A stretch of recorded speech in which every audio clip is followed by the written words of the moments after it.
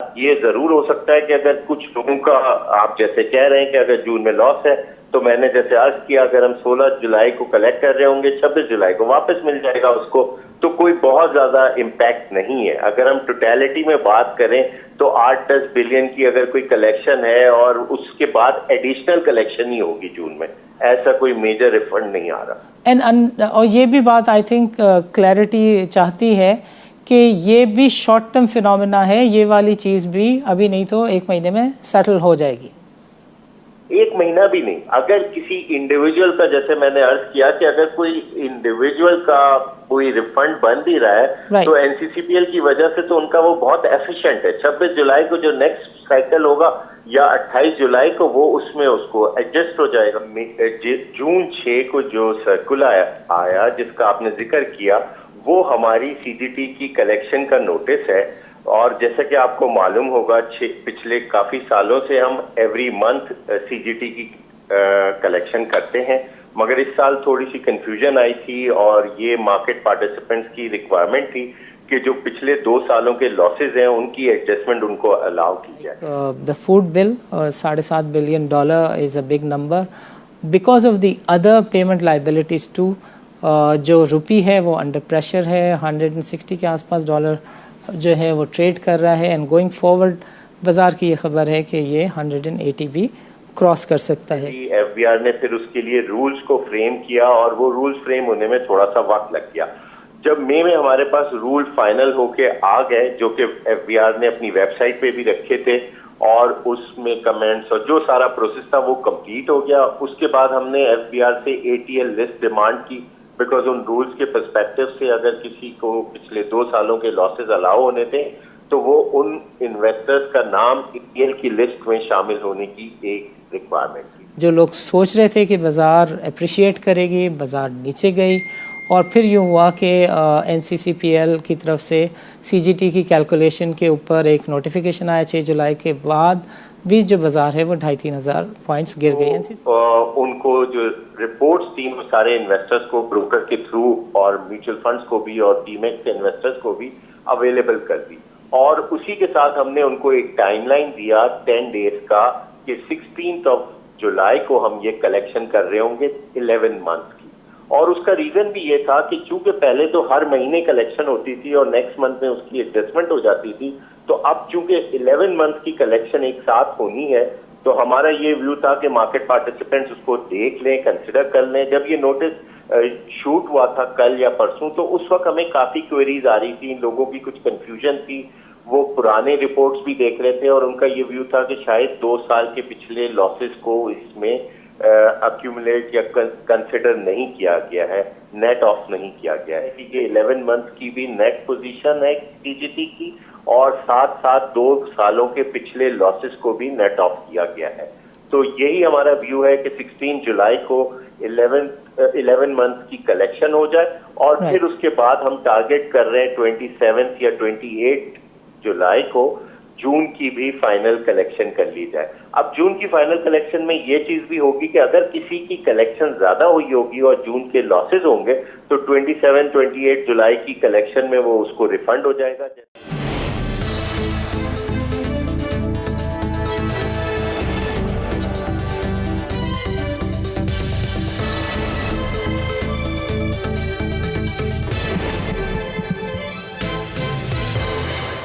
नाज़रीन, बजट गुजर गया और बजट से लोगों की तवक्कुआत पूरी ना हो सकी। In context of capital market what we saw is कि बाज़ार 50,000 का लेवल नहीं क्रॉस कर सकी, जिसको बहुत बेचा गया, जिसके बारे में बहुत कहा गया। स्पेसिफिक सेक्टर्स के नाम लेकर और स्टॉक्स के बारे में कहा गया कि फ़लाँ स्टॉक इतनी प्राइस का हो जाएगा, फ़लाँ सेक्टर जो है वो बूम कर जाएगा।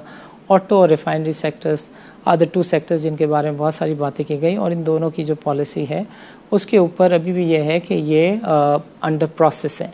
ऑटो सेक्टर के बारे में थोड़ी सी क्लैरिटी आ गई है, जबकि रिफाइनरी सेक्टर के बारे में कहा जा रहा है कि शायद इसकी पॉलिसी जो है वो ऑर्डिनेंस के ज़रिए आएगी। कुछ नंबर्स थे जो कि डिप्रेसिंग थे, like the food bill $7.5 billion is a big number because of the other payment liabilities to.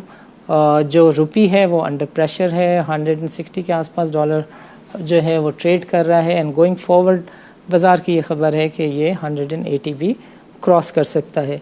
CGT was yet another misnomer, जिसकी वजह से बाज़ार अंडर प्रेशर आई। यानी बजट के बाद जो लोग सोच रहे थे कि बाज़ार अप्रिशिएट करेगी, बाज़ार नीचे गई। और फिर यूँ हुआ कि NCCPL की तरफ से CGT की कैलकुलेशन के ऊपर एक नोटिफिकेशन आया 6 जुलाई के बाद भी जो बाज़ार है वो 2,500-3 हज़ार पॉइंट्स गिर गई। NCCPL ने एक्चुअली एक्सप्लेन किया कि जो तजावीज़ अंडर प्रोसेस थी, जो अप्रूवल्स अवेटेड थी रेगुलेटरी अमेंडमेंट्स पर, उन अप्रूवल के आने के बाद NCCPL ने उनको इम्प्लीमेंट किया, which according to people was a cause of concern, because जो जून में लॉसेस लोगों ने बुक किए थे, लोगों का कहना है कि उनको डेबिट खड़े हो गए। मगर NCCPL ने इसको बहुत ही एलोक्वेंटली हमें ब्रीफ किया और एक्सप्लेन किया। नाज़रीन, हमारे साथ मौजूद हैं लुकमान साहब, जो कि NCCPL के CEO हैं, और लुकमान साहब से हम जानेंगे कि 6 जुलाई को एक नोटिफिकेशन आया जिसकी वजह से बाज़ार में काफ़ी सारी स्पेकुलेशन हो रही है। In fact I would rather say there are lot of confusions and wrong connotations about this notification of 6 July, which is about the CGT calculations. Luqman साहब, I would want कि आप हमारे नाज़रीन को थोड़ा सा एक्सप्लेन कर दें कि इस नोटिफिकेशन का मकसद क्या है। जी, थैंक यू सानी for providing me the opportunity. देखें, जून 6 को जो सर्कुलर आया जिसका आपने जिक्र किया, वो हमारी CGT की कलेक्शन का नोटिस है। और जैसा कि आपको मालूम होगा, पिछले काफी सालों से हम एवरी मंथ CGT की कलेक्शन करते हैं, मगर इस साल थोड़ी सी कंफ्यूजन आई थी और ये मार्केट पार्टिसिपेंट्स की रिक्वायरमेंट थी कि जो पिछले 2 सालों के लॉसेज हैं उनकी एडजस्टमेंट उनको अलाउ की जाए। हमारे बोर्ड ने और हमारी कंपनी ने, मैनेजमेंट ने उस चीज को कंसिडर किया और उसकी क्लैरिफिकेशन FBR से ली। FBR ने फिर उसके लिए रूल्स को फ्रेम किया और वो रूल्स फ्रेम होने में थोड़ा सा वक्त लग गया। जब मई में हमारे पास रूल फाइनल होके आ गए, जो कि FBR ने अपनी वेबसाइट पे भी रखे थे और उसमें कमेंट्स और जो सारा प्रोसेस था वो कंप्लीट हो गया, उसके बाद हमने FBR से ATL लिस्ट डिमांड की, बिकॉज उन रूल्स के पर्सपेक्टिव से अगर किसी को पिछले 2 सालों के लॉसेज अलाउ होने थे तो वो उन इन्वेस्टर्स का नाम ATL की लिस्ट में शामिल होने की एक रिक्वायरमेंट थी। जब हमें वो लिस्ट भी आ गई और सारे रूल्स भी फाइनल हो गए, तो NCCPL ने अपना वो सारा जो कंपटीशन वाला काम था वो कंप्लीट किया और जून 6 को उनको जो रिपोर्ट्स थी वो सारे इन्वेस्टर्स को ब्रोकर के थ्रू और म्यूचुअल फंड्स को भी और टीमेक्स के इन्वेस्टर्स को भी अवेलेबल कर दी। और उसी के साथ हमने उनको एक टाइमलाइन दिया 10 डेज का कि 16 जुलाई को हम ये कलेक्शन कर रहे होंगे 11 मंथ की। और उसका रीजन भी ये था कि चूंकि पहले तो हर महीने कलेक्शन होती थी और नेक्स्ट मंथ में उसकी एडजस्टमेंट हो जाती थी, तो अब चूंकि 11 मंथ की कलेक्शन एक साथ होनी है, तो हमारा ये व्यू था कि मार्केट पार्टिसिपेंट्स उसको देख लें, कंसिडर कर लें। जब ये नोटिस शूट हुआ था कल या परसों, तो उस वक्त हमें काफी क्वेरीज आ रही थी, लोगों की कुछ कंफ्यूजन थी, वो पुराने रिपोर्ट्स भी देख रहे थे और उनका ये व्यू था कि शायद 2 साल के पिछले लॉसेस को इसमें अक्यूमुलेट या कंसिडर नहीं किया गया है, नेट ऑफ नहीं किया गया है। लेकिन बाद में वो चीजें क्लैरिफाई हो गई और अब जो इन्वेस्टर्स हैं उनको ये चीज का अंदाजा हो गया है कि ये 11 मंथ की भी नेट पोजीशन है CGT की और साथ साथ 2 सालों के पिछले लॉसेस को भी नेट ऑफ किया गया है। तो यही हमारा व्यू है कि 16 जुलाई को 11 मंथ की कलेक्शन हो जाए और फिर उसके बाद हम टारगेट कर रहे हैं 27 या 28 जुलाई को जून की भी फाइनल कलेक्शन कर ली जाए। अब जून की फाइनल कलेक्शन में ये चीज भी होगी कि अगर किसी की कलेक्शन ज्यादा हुई होगी और जून के लॉसेज होंगे तो 27-28 जुलाई की कलेक्शन में वो उसको रिफंड हो जाएगा, जैसा कि हमारा हर साल एवरी मंथ मैकेनिज्म होता था। Thank you. राइट। अच्छा लुकमान साहब, ये जो लोग गलत फहमी का शिकार हैं या ये जो लोग पॉइंट ऑफ व्यू अपना रेस कर रहे हैं कि जून में जो कंपनीज हैं, ऑर्गेनाइजेशंस हैं, इंडिविजुअल्स हैं, वो पर्टिकुलरली लॉसेस को बुक करते हैं। सो जून की जब ट्रांजैक्शंस इसमें नहीं आ रही हैं तो लोग ये कह रहे हैं कि बिकॉज ऑफ दैट लोगों के डेबिट खड़े हो गए और उसकी वजह से सेलिंग हो रही है। You have a view on this?